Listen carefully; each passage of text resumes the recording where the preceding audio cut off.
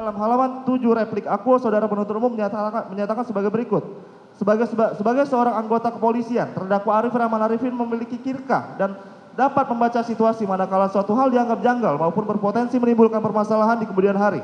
Sehingga dalih terdakwa Arif atas ketidaktahuan perihal kronologis kejadian yang sebenarnya tidak dapat dianalogikan sebagai ketidakmampuan untuk mencari maupun mendapatkan informasi dari berbagai sumber. Sebaliknya hal tersebut merupakan salah satu keahlian dari seorang anggota kepolisian. Bahwa kami penasihat hukum berkeberatan dengan pernyataan di atas karena berdasarkan alat bukti keterangan Arif Rahman Arifin dan alat bukti saksi Ferdi Sambo yang bersesuaian, maka seharusnya dapat dengan mudah dipahami oleh saudara penuntut umum bahwa tidak mungkin terdakwa Arif Rahman Arifin mengetahui peristiwa sebenarnya yang terjadi di komplek Duren 3 dikarenakan terdakwa Arif Rahman Arifin hanya seorang anak buah yang sedari awal sudah dikondisikan dengan tangisan oleh atasannya saksi Ferdi Sambo beserta istrinya Putri Chandrawati. Kebohongan secara masif dan bersama-sama oleh Kuat Ma'ruf, Ricky Rizal dan Richard Eliezer yang pada waktu itu belum mengakui dan masih menutupi peristiwa yang sebenarnya terjadi di komplek Duren 3. Ketidakjelasan informasi dari Humas dan Kapolres Jakarta Selatan. Dan selanjutnya, tangisan hingga teriakan dengan nada tinggi berisi ancaman dari saksi Ferdi Sambo untuk memusnahkan salinan rekaman CCTV dan laptop Microsoft Surface. Bahkan dalam persidangan, saksi Ferdi Sambo sendiri mengakui sama sekali tidak pernah memberitahukan kejadian sebenarnya terkait peristiwa di komplek Polri Duren 3, serta dengan nada tinggi membantah laporan yang diberikan oleh terdakwa Arif Rahman Arifin terkait dengan temuan salinan rekaman DVR CCTV. 3. Bahwa selanjutnya pendapat saudara penuntut umum yang menyatakan bahwa terdakwa Arif Rahman Arifin seharusnya mencari maupun mendapatkan informasi dari berbagai sumber karena merupakan salah satu keahlian dari seorang polisi, merupakan pendapat yang menunjukkan saudara penuntut umum tidak jujur terhadap fakta persidangan karena telah diketahui bahwa terdakwa Arif Rahman Arifin ketika dihadapkan pada saksi Ferdi Sambo sudah mencoba mengkonfirmasi bahwa beliau melihat almarhum Joshua masih hidup ketika saksi Ferdi Sambo sampai ke TKP. Namun saksi Ferdi Sambo malah menyatakan yang beliau lihat adalah keliru dan mengancam terdakwa Arif Rahman Arifin. Selain hal tersebut, pendapat saudara penuntut umum tersebut sangat tidak masuk akal karena pada faktanya sumber lain yang sekiranya relevan dengan pengungkapan peristiwa di komplek Duren 3 tersebut adalah keterangan dari terdakwa Ricky Rizal, terdakwa Kuat Ma'ruf, terdakwa Richard Eliezer, dan terdakwa Putri Chandrawati yang pada saat itu masih berbohong dan menutupi peristiwa yang sebenarnya terjadi di komplek Polri Duren 3. Sehingga dengan demikian, jangankan terdakwa Arif Rahman Arifin yang hanya menjalankan fungsi pengamanan internal, penyidik perkara tersebut pun saat itu belum mengetahui fakta atau kronologi kejadian yang sebenar-benarnya. Bahwa selanjutnya kami penasihat hukum terdakwa menolak dengan tegas tuduhan tidak berdasar dari saudara penuntut umum sebagaimana disebutkan di atas, dikarenakan pada faktanya berdasarkan alat bukti saksi Irfan Widianto, alat bukti Abdul Zafar, alat bukti saksi Afung, saksi dan alat bukti terdakwa Arif Rahman Arifin, maka telah terbukti secara sah dan meyakinkan bahwa terdakwa Arif Rahman tidak pernah memerintahkan untuk mengambil atau menyalin DVR CCTV. Bahkan terdakwa Arif Rahman telah terbukti tidak pernah terlibat dan mengetahui mengenai proses pengambilan, penguasaan, dan pengaksesan DVR CCTV komplek Duren 3 tersebut. Sejak pada saat diambil sampai dengan DVR tersebut dikembalikan ke Polres Jaksel. Adapun selain hal tersebut, keterangan saksi-saksi di atas juga membuktikan bahwa terdakwa Arif Rahman tidak pernah menyuruh saksi Baikuni Wibowo untuk mengakses atau menyalin isi DVR tersebut. Karena yang meminta saksi Baikuni mengakses dan menyalin adalah saksi Cuk Putranto. Sebelum kedua saksi tersebut menemui terdakwa Arif Rahman untuk memberitahukan adanya isi rekaman tersebut. Bahwa selain hal tersebut, fakta hukum yang membuktikan ketiadaan pengetahuan terdakwa Arif Rahman sebagaimana dijabarkan di atas juga menunjukkan ketiadaan unsur kesamaan niat dalam diri terdakwa dikarenakan berdasarkan alat bukti ahli Prof. Dr. Nur Basuki SHM Hum, maka terbukti bahwa rangkaian perbuatan dalam perkara aku tidak dapat dikualifikasikan sebagai meeting of mind atau persamaan niat dengan saksi Ferdi Sambo. Karena saksi Ferdi Sambo selaku pemberi perintah tidak pernah menyampaikan maksud dan tujuan perbuatan tersebut, maka si pembuat delik dalam hal ini Arif Rahman Arifin tidak dapat dikualifikasikan memenuhi unsur dalam nik. Mohon perhatian majelis hakim yang memeriksa dan mengadili perkara aku. Berdasarkan segenap uraian di atas, maka keadaan terdakwa Arif Rahman Arifin yang tidak mengetahui kronologi peristiwa sebenarnya dan tidak adanya kesamaan niat dengan saksi Ferdi Sambo perlu dipertimbangkan dalam putusan perkara aku. Selanjutnya izin lanjutkan yang mulia. Izin lanjutkan. C. Tanggapan atas replik aku terkait pledoi penasihat hukum terdakwa Arif Rahman Arifin. Adapun tanggapan kami atas dalil-dalil yang disampaikan oleh saudara penuntut umum terkait nota pembelaan penasihat hukum terdakwa Arif Rahman adalah sebagai berikut. 1. Tanggapan atas replik akuo terkait dakwaan pertama primer saudara penuntut umum tidak terbukti secara sah dan meyakinkan. Bahwa berdasarkan halaman 8 replik akuo saudara penuntut umum menyampaikan sebagai berikut. Kami penuntut umum dalam upaya pembuktian memperhatikan fakta-fakta yang terungkap di persidangan dan juga didukung dengan alat bukti sesuai dengan ketentuan pasal 108 KUHP. 1. Alat bukti yang sah ialah A. Keterangan saksi, B. Keterangan ahli, C. Surat, D. Petunjuk, E. Keterangan terdakwa. Jelas terbukti bahwa perbuatan tersebut dilakukan oleh terdakwa secara sadar dan tidak menginsafi atas perbuatan yang salah. Bahwa kami penasihat hukum berkeberatan dengan pernyataan saudara penuntut umum di atas karena sebagaimana telah kami uraikan dalam poin tanggapan atas replik akuo terhadap pledoi pribadi di atas, maka telah terbukti bahwa di dalam diri terdakwa Arif Rahman Arifin tidak terpenuhi unsur sadar dan inisiatif perbuatan yang salah. Dikarenakan ketika dihadapkan pada saksi Ferdi Sambo, terdakwa Arif Rahman Arifin telah mencoba mengkonfirmasi bahwa beliau melihat almarhum Brigadir Yosua masih hidup ketika saksi Ferdi Sambo sampai di TKP.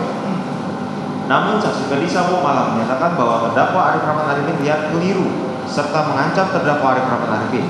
Selain hal tersebut, pendapat saudara penuntut umum yang sangat tidak masuk akal karena pada faktanya sumber lain yang sekiranya relevan dengan pengungkapan peristiwa di Komplek Polri Duren 3, yakni terdakwa Riki Rizal, terdakwa Kuat Maruf, terdakwa Richard Eliezer, dan terdakwa Putri Chandrawati yang pada saat itu masih berbohong dan menutupi peristiwa yang sebenarnya terjadi di Komplek Polri Duren 3. Dengan demikian, jangankan terdakwa Arif Rahman Arifin yang hanya menjalankan fungsi pengamanan internal, penyidik perkara tersebut pun saat itu belum dapat mengetahui fakta atau kronologi kejadian yang sebenarnya terjadi. Bahwa selain hal tersebut, tidak terdapat unsur kesalahan dalam diri terdakwa Arif Rahman Arifin karena temuan salinan rekaman sudah dilaporkan kepada saksi Hendra Kurniawan yang merupakan bagian dari tim sus dan berwenang pada saat itu. Sehingga seharusnya saksi Hendra Kurniawan merupakan pihak yang bertanggung jawab untuk melanjutkan laporan terdakwa Arif Rahman Arifin kepada Kapolri selaku atasan langsung saksi Ferdi Sambo.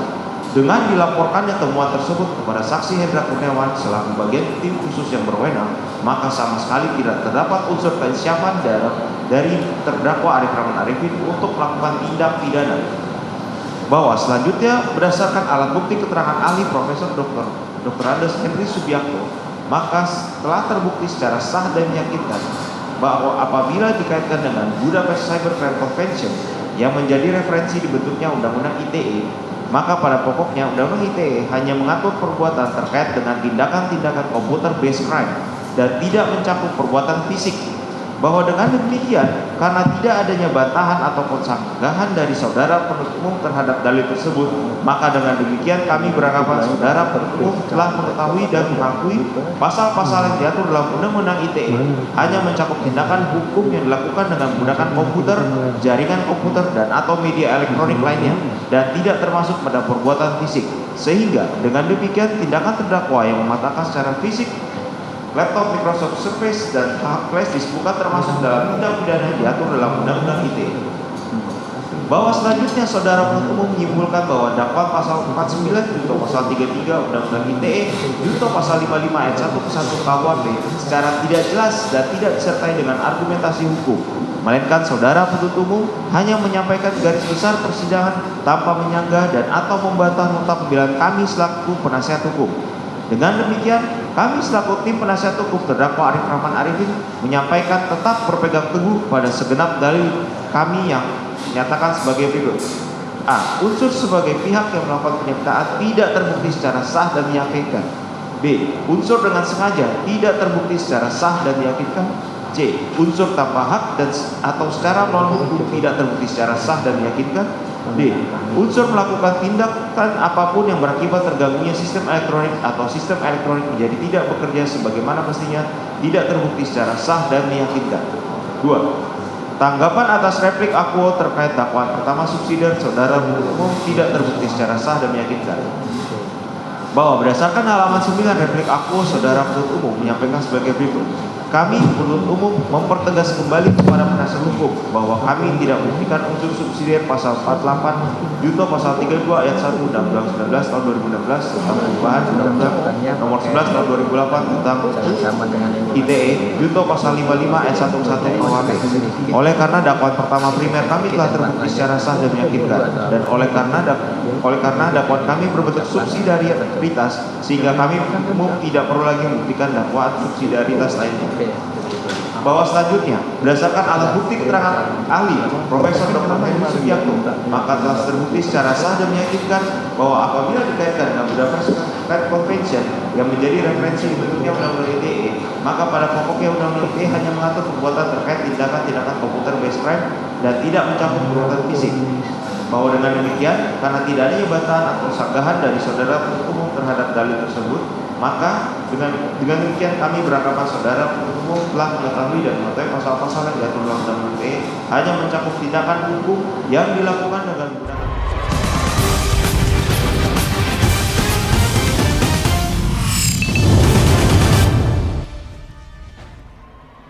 sudah menerima hukuman administrasi.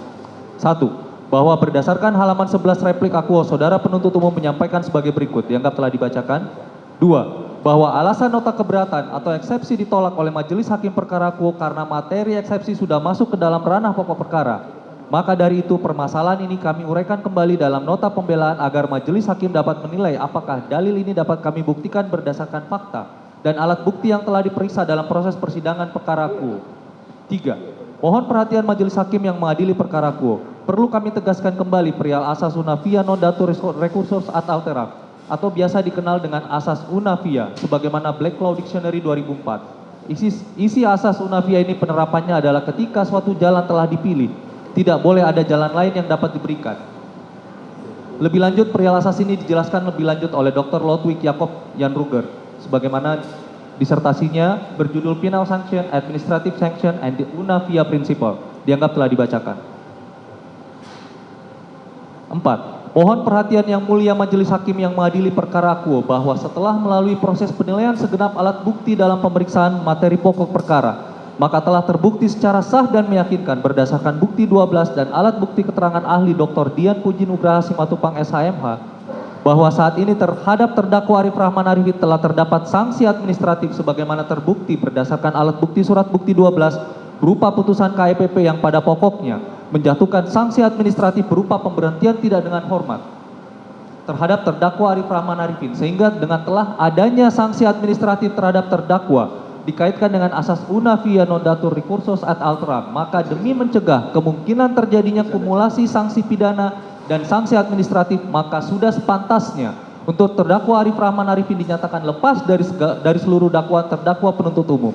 5. Bahwa selain hal tersebut, pemeriksaan terdakwa dalam proses pemeriksaan pidana dilaksanakan dengan cara melawan hukum. Berdasarkan alat bukti keterangan ahli Dr. Dian Puji Nugraha Simatupang, maka telah terbukti diperlukan adanya suatu identifikasi secara administrasi terhadap tindakan terdakwa Arif Rahman Arifin sebelum diajukan proses pidana, dan berdasarkan ketentuan pasal 20 ayat 1 Undang-Undang Administrasi Pemerintahan, diketahui bahwa yang berwenang untuk mengidentifikasi suatu tindak pidana oleh pejabat pemerintahan adalah aparatur pengawasan intern pemerintah atau APIP, dan hanya APIP yang berhak menentukan apabila tindakan tersebut merupakan tindak pidana atau administrasi. Adapun ketentuan pasal 20 ayat 1 Undang-Undang AP adalah sebagai berikut, dianggap telah dibacakan. 6.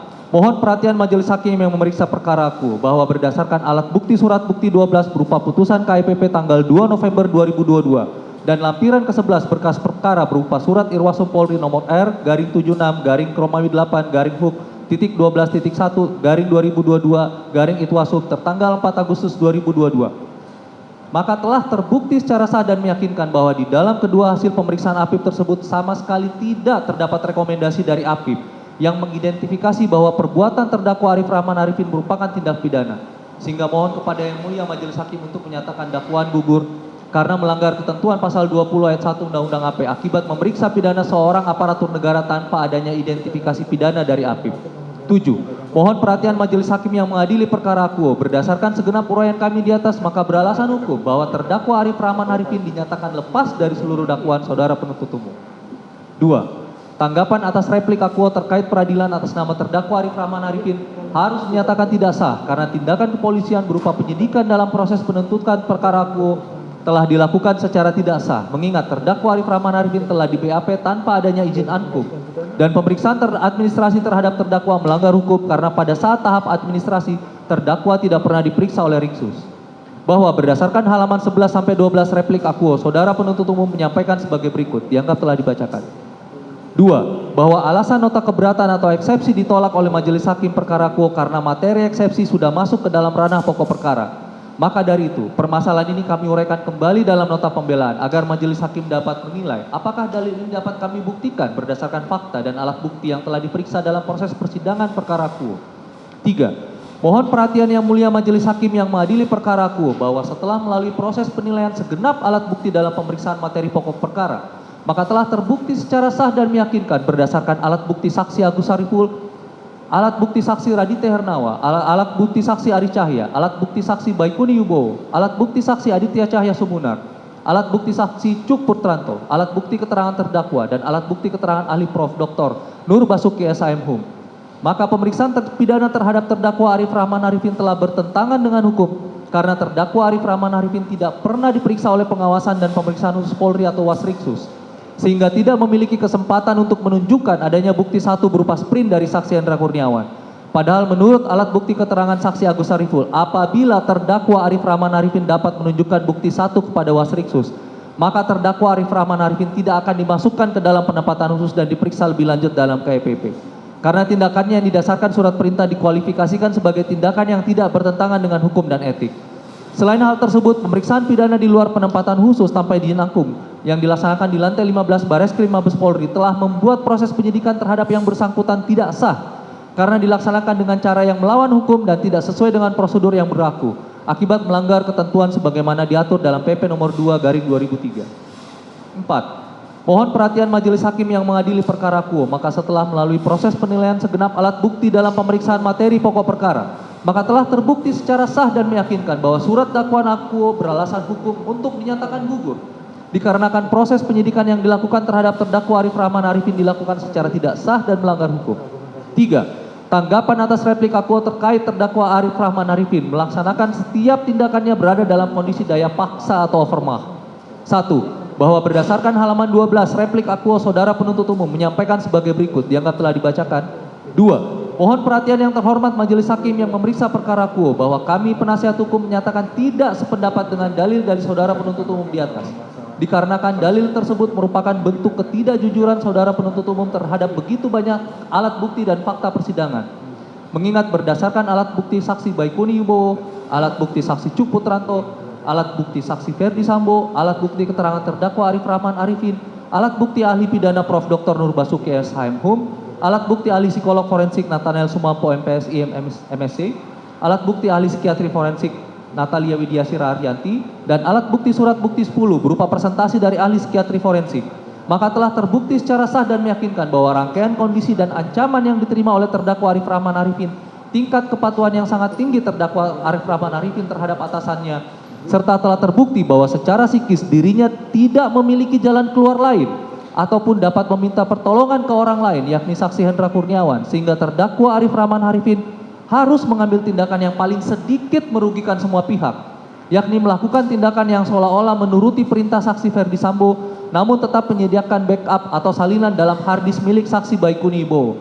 Berkonsekuensi logis dan yuridis bahwa terdakwa Arif Rahman Arifin memenuhi kualifikasi sebagai pihak yang harus dilepaskan dari segala tuntutan pidana karena terpenuhinya unsur daya paksa atau formah dalam melaksanakan tindakannya. 3. Mohon perhatian yang terhormat majelis hakim yang memeriksa perkara akuo berdasarkan seluruh fakta persidangan di atas dikorelasikan dengan pendapat ahli sehubungan dengan daya paksa atau forma. Maka dapat disimpulkan bahwa sudah sepantasnya terdakwa Arif Rahman Arifin lepas dari segala tuntutan pidana. Karena tindakan terdakwa Arif Rahman Arifin didasarkan pada instruksi yang membuat terdakwa Arif Rahman Arifin berada dalam kondisi terancam secara psikis. 4.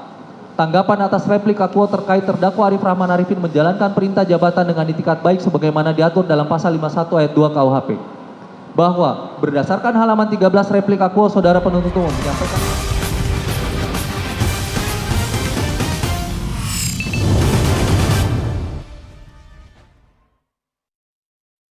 Jakarta, 9 Februari 2023. Hormat kami, tim penasehat hukum terdakwa Arif Rahman Arifin.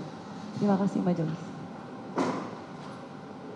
Dari terdakwa ada duplik pribadi? Tidak ada.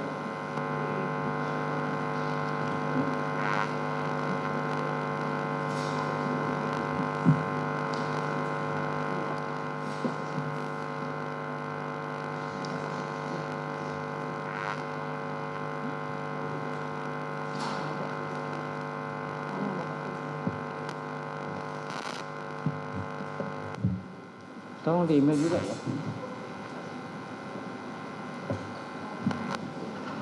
Ini kok ada dua ini? Itu satu jaksa ya? Hah? Yang mana tuh jaksa?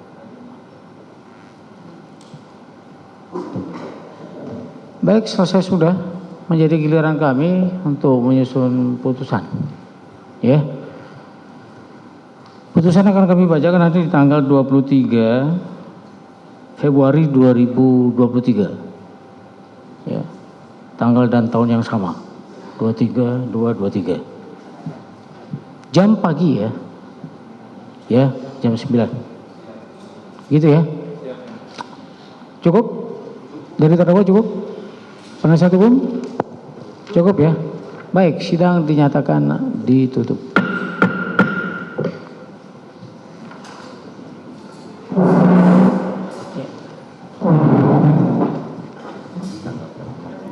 Kita sudah sama-sama menyaksikan pemirsa duplik oleh penasehat hukum Arif Rahman Arifin telah selesai disampaikan. Ini merupakan tanggapan atas replik yang sebelum disampaikan oleh jaksa penuntut umum atas pledoi ataupun nota pembelaan dari Arif Rahman Arifin. Penasehat hukum Arif Rahman Arifin menilai dan juga menolak seluruh replik JPU saat itu karena tidak adanya unsur penyertaan dan juga unsur dengan sengaja ataupun secara sengaja ini pun juga tidak terbukti. Sehingga tadi penasihat hukum minta agar terdakwa Arif Rahman Arifin untuk dilepaskan karena dalam perbuatannya terdapat adanya daya paksa. Kemudian menurut penasihat hukum, tindakan Arif Rahman Arifin ini merupakan perintah jabatan yang saat itu adalah Verdi Sambo. Sehingga tadi penasihat hukum meminta agar Arif Rahman Arifin ini juga dibebaskan dan meminta agar nama baik dari Arif Rahman Arifin ini untuk dipulihkan. Tadi majelis hakim sudah mengagendakan sidang vonis ataupun putusan untuk Arif Rahman Arifin pada 23 Februari 2022. Sejumlah terdakwa dari obstruction of justice ataupun perintangan penyidikan ini pemirsa kita tahu juga sudah menjalani sidang duplik ataupun tanggapan atas replik yang sebelumnya disampaikan oleh jaksa penuntut umum. Kemarin Baikuni Wibowo juga sudah menjalani sidang duplik. Cuk Putranto juga sudah menjalani sidang duplik. Kedua terdakwa dalam obstruction of justice ini dua-duanya menolak seluruh dalil yang disampaikan oleh jaksa penuntut umum dalam replik sebelumnya. Baikuni dan juga Cuk Putranto ini akan divonis ataupun menjalani sidang putusan pada 24 Februari 2023 mendatang ataupun sehari setelah jadwal vonis atau putusan dari terdakwa Arif Rahman Arifin yang saat ini baru saja menjalani sidang duplik. Ini adalah situasi terkini dari sidang ataupun ruang sidang utama Pengadilan Negeri Jakarta Selatan. Biasanya usai sidang ini penasihat hukum dari terdakwa akan menyampaikan konferensi pers ataupun memberikan tanggapannya atas duplik yang telah disampaikan dan juga menjelaskan poin-poin penting apa saja dalam duplik ini yang dapat memberikan keringanan atau bahkan membebaskan terdakwa Arif Rahman Arifin. Kita akan sama-sama menantikan ini konferensi pers ataupun doorstop yang akan disampaikan oleh penasihat hukum dari terdakwa. Breaking news kasus Sambo pemirsa masih akan kembali usai jeda berikut ini, tetap bersama kami.